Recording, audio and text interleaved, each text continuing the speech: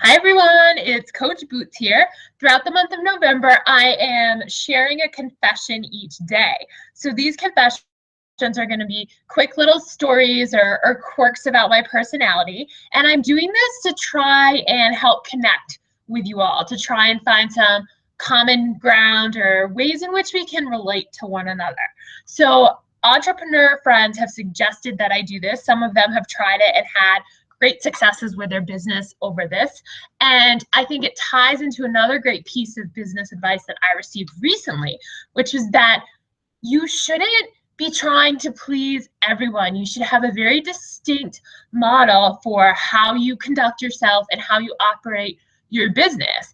And you should be trying to reach people who think that the same things you think are important. And if someone else, that's not their style, and they don't agree with that, then you shouldn't try and reach out to them. I mean, you should try and reach out to them, but you shouldn't get hung up with changing yourself to please everyone, if that makes sense.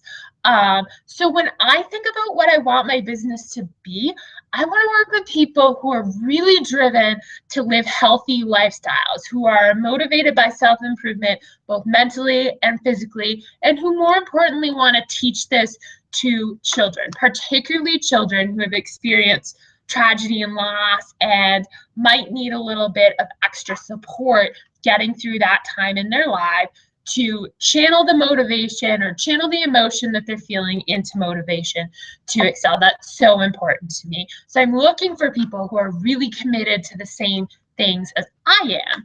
And my first confession will be that I'm quite introverted and I'm very much a private person in many ways. That might be surprising given that I'm on YouTube right now creating a video about myself. But anyway, so to me, I am reserved. I think it takes years and years for people to kind of understand who I really am. I tend to come across as sometimes cold, reserved, quiet. This is something I've been working on for many, many years, and I have made progress.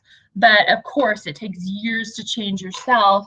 And I have a bit of social anxiety. So it's really hard for me to open up. And again, although it's something I work on day in and day out, I wanted to take this step of doing these confessions in November to challenge myself to step outside my comfort zone and to open up and to try and connect on a deeper level with some of the people who have thankfully shown support and enthusiasm for my business recently.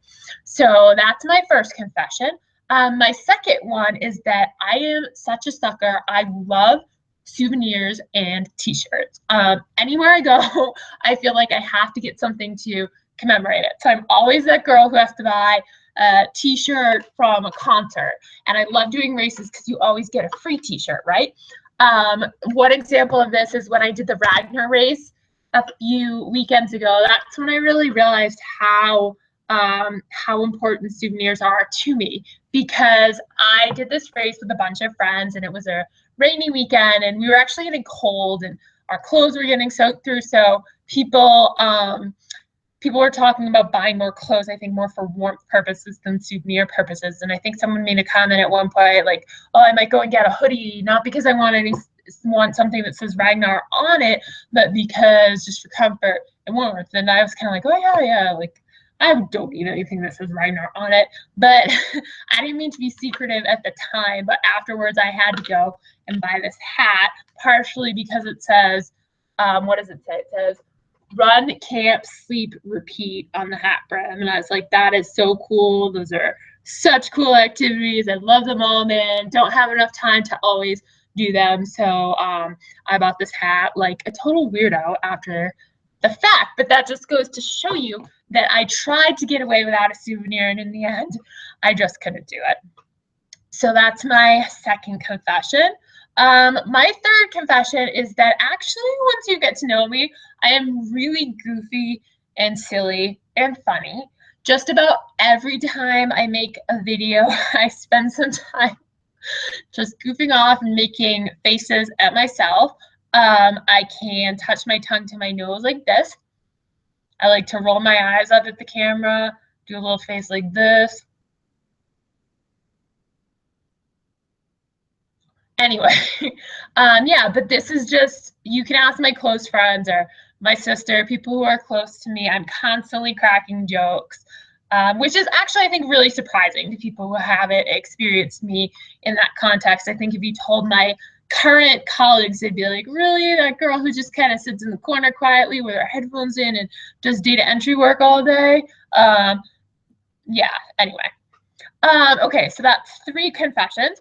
My 4th confession is a little bit more serious.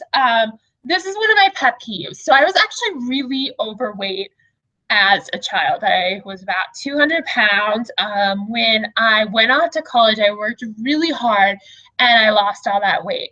And I get really upset when people make comments like, oh, you're so skinny you've been so skinny all your life, like you're so skinny you wouldn't be able to relate to my weight loss struggles, etc. So I want you guys to know that I don't ever think any 2 journeys are the same.